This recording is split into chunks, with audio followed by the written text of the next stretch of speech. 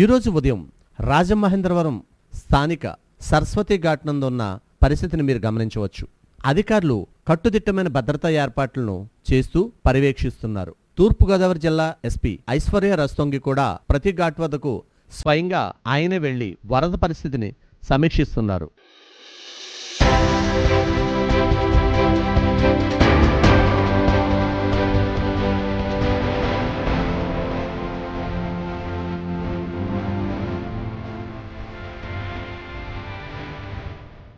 ఇక్కడ మీరు చూస్తున్నది వైగ్రామ్ ఘాట్. సుమారుగా రోడ్డు వరకు వచ్చిన వాటర్ను మీరు ఇక లాంచీల్ రేవు దగ్గర నుండి గోదావరి వ్యూ మీరు ఇక్కడ చూడొచ్చు.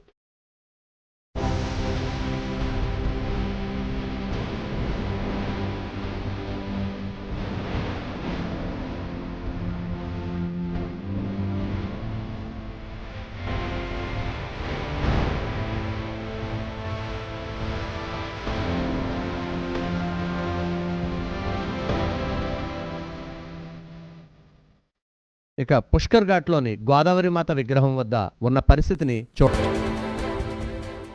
ఇక రెండు వంతెనల మధ్య ఉన్న పరిస్థితిని మా విఎస్బి ప్రేక్షకుల కోసం వీక్షించండి.